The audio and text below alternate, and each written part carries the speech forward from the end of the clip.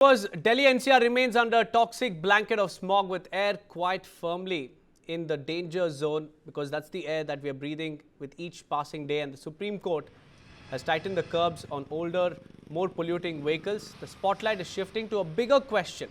Is India moving fast enough towards cleaner mobility? Remember, electric vehicles today make up just 2.6% of new registrations, rising to 5% this fiscal, far from the government's 30% EV target by 2030. As end-of-life vehicle rules bite harder, could the pollution crisis finally push Delhi towards EVs, or will commuters be left with few real alternatives? News9's Karthik Malhotra speaks to auto journalist Sumit Chaturvedi on whether Delhi's pollution crisis can accelerate the shift to electric vehicles. Here's how that conversation panned out. The challenge on electrification of Indian mobility continues to loom large. In fact, if you remember, last financial year, FY25, India registered only 2.6% electric vehicles out of the total cars sold in the country.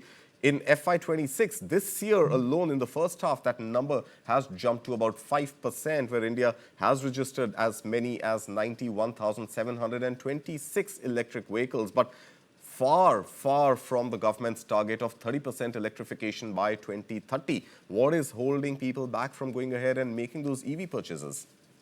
Well, I'll give you an example here, Karthik. Let's see Maruti Suzuki, the biggest car maker in India that still holds over 45% market share, has not brought out EV so far. Well, they have been having this EV coming up with it, but when majority of the biggest player is not having an EV on road, well, it impacts the overall acceptability. Had there been a proper network usage for electric chargers, it would have been a great thing. But on the other hand, the small car makers started this so-called revolution: Tata Motors, Mahindra & Mahindra, MG Motors. So in a way, India is in a way lagging behind in infrastructure, because the major player, the dominant player, has not brought out EV on one side. But on the other side, yes, the range anxiety still exists in people. People say EVs will have to be the second car only. First car can not still be an EV, because many things cannot be relied upon. Like charger or charging time, it can't be relied upon, and charges many places, it doesn't work. I sample this at many charging places.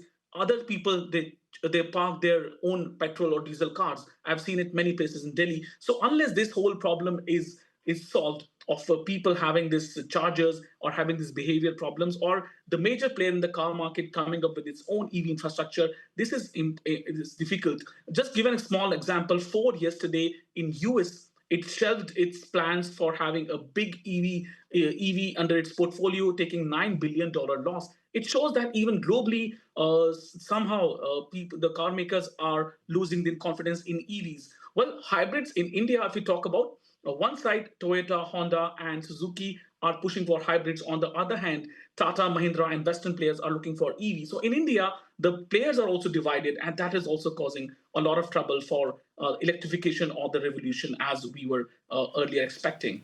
Absolutely. Sumit, you mentioned Ford's challenges of actually shelving that $9 billion project of electrifying its fleet. Meanwhile, it's not just US. Even if you look at Europe, Europe is likely to now come down on its lofty ambitions of no ICE vehicles flying from 2035. So my question to you really is that, do you think with what is happening globally in the US as well as in Europe also climbing down from those lofty goals, is India likely to become lax on its target of 30% electrification by 2030? And even if India doesn't, is 30% electrification going to be enough in the context of pollution?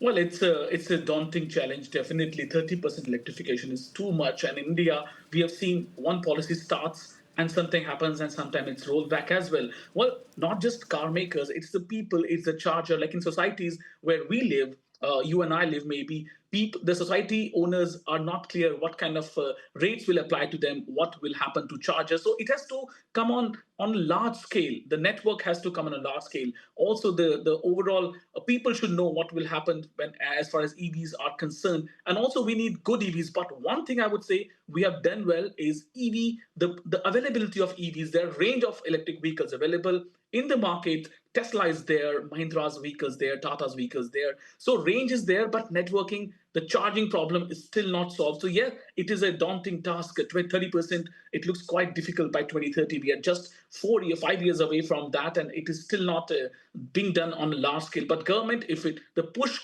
keeps on coming, it is possible. Sumit, in the interest of pollution, at least, if nothing else, the government should potentially look at relaxing rules of permitting Chinese EV makers to enter the Indian market. Is the affordability problem going to be taken care of?